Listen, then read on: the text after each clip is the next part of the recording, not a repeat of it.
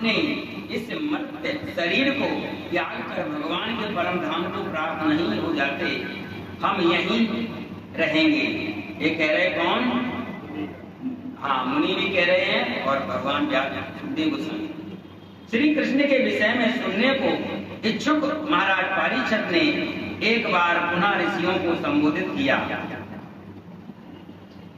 आपका जीवन सदैव दूसरों के कल्याण रत रहता है और इसलिए आप यहाँ एकत्र हुए हैं। कृपया मुझे बताइए कि प्रत्येक परिस्थिति में मनुष्य का सर्वोच्च कर्तव्य क्या है, और विशेष रूप से उस व्यक्ति को जो मरणासन हो। जो व्यक्ति को मालूम पड़ जाए मैं मरने वाला हूं, उसके लिए सर्वोच्च धर्म क्या है, सर्वोच्च कर्तव्य क्या है, उसको क्या करना चाहिए, क्या करना चाहिए? उसको फिर खूब ज्यादा खाना चाहिए। तो उसको मालूम है कि मैं कुछ समय में मर जाऊंगा, इसलिए अच्छे से अच्छा खा लो, या कि खूब कपड़े पहनना चाहिए, कि सभी रिश्तेदारों को फोन कर करके बुला लो कि अब हम जाने वाले हैं। तो हमें ज्यादातर ऐसे होता है हिंदुस्तान में, जब लोग जाने होते तो कहते हैं हमारी बेटी से मिलवा दो, हमारे बेटों से मिलवा दो। और ये कोई नहीं कहता है कि कोई हमें अपने कृष्ण से मिलवा दो। ये पारिषद महाराज ने कहा कि मैं अब जाने वाला हूं, तो मुझे कोई मेरे कृष्ण से मिलवा दे। और इसलिए वो सुखदेव गोस्वामी के पास पहुंचे, क्या मैं मरने वाला हूं, मैं सबसे पहले ही मिल चुका हूं, माँ से, बाप से, पत्नी से, पुत्रों से, सबसे पहले मैं मिल चुका हूं। अब मुझे किससे मिलना है? अब लास्ट टाइम है, तो मुझे भगवान से मिलना है। और भगवान से मिलना कैसा होता है, कब होता है? जब भगवान के किसी भक्त से मिलो। तो भगवान के भक्त के से मिले बगैर आप भगवान को नहीं जान सकते। इसलिए राजा परीक्षित ने जाकर महाराज सुखदेव गोस्वामी से यही प्रश्न किए। महाराज परीक्षित भली भांति परिचित थे कि भगवान श्री कृष्ण की भक्ति ही प्रत्येक जीव का सनातन धर्म है। जीव का केवल और केवल एक ही धर्म है। क्या धर्म है? भगवान की भक्ति करना। कहीं तुमने सुना होगा कि पति की भक्ति करना, कहीं तो पत्नी की भक्ति करना, कहीं लिखा देश की भक्ति करना। ये धर्म है, लेकिन ये सब कौन से धर्म हैं? सब छोटे लेवल के। सर्वोच्च धर्म क्या है? सर्वोच्च धर्म है सावे पुंसा परो धर्म यथोर भक्ति यथोजे आत्मा सुप्रसिद्ध। यानी आत्मा के प्रसन्न होने का सबसे अच्छा अगर कोई धर्म है वो है, कौन सा धर्म है?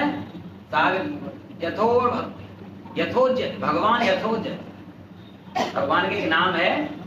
हाँ, उनकी भक्ति करना ये परम कर्तव्य है, क्योंकि ये आत्मा का है। हम शरीर है कि आत्मा? तो पहला कर्तव्य किसका है? आत्मा का मेन कौन है?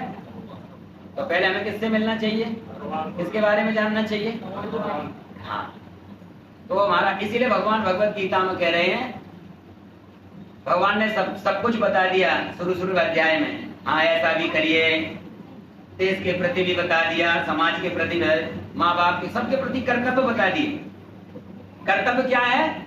यही धर्म है। सबके प्रति जो कर्तव्य है उसको ही धर्म कहा जाता है। लेकिन भगवान कह रहे हैं इन सभी धर्मों को छोड़ दो।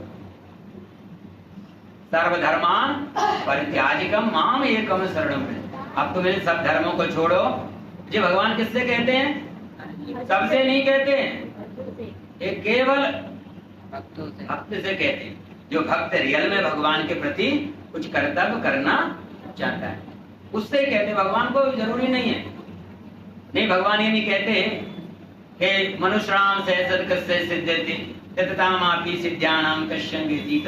भगवान क्या जरूरी थी बात कहने की? भगवत गीता भगवान कह रहे हजारों में कोई एक मेरे लिए सोचता है कि भगवान के रास्ते पे चला है, उन हजारों में से भी कोई एक दो सिद्ध हो पाते हैं, और उन सिद्धों में से कोई एक आध मेरे पास, क्योंकि माया तुम जैसे जैसे भक्ति करते जाओगे माया वैसे वैसे कठिन होती जाएगी।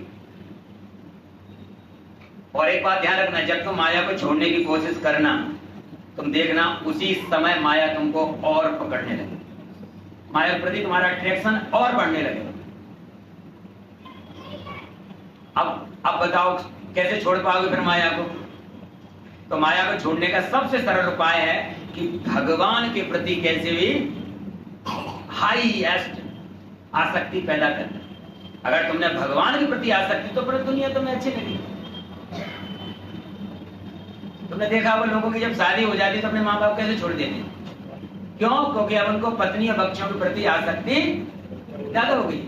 तो जब तुम अपने आसक्ति मिटती नहीं है, कोई चीज कहेगी मेरी आसक्ति मिट जाएगी।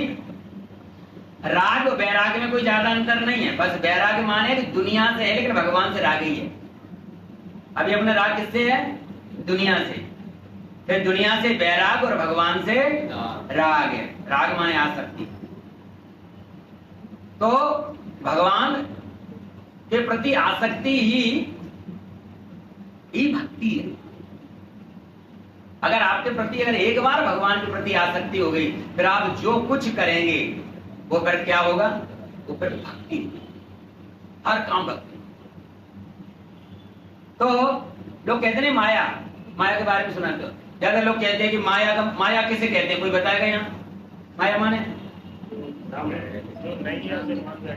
हाँ, लेकिन ज्यादातर लोगों के आज भी दिमाग में माया का मतलब है धन संपत्ति। एक बहुत बड़े भागवताचार्य कह रहे थे कि मैं दुनिया से नहीं कहता माया छोड़ दो, मैं नहीं कहता किसी से माया छोड़ दो, क्योंकि मैं कथा भी माया के लिए करता हूं। क्या कह रहे थे? मैं दुनिया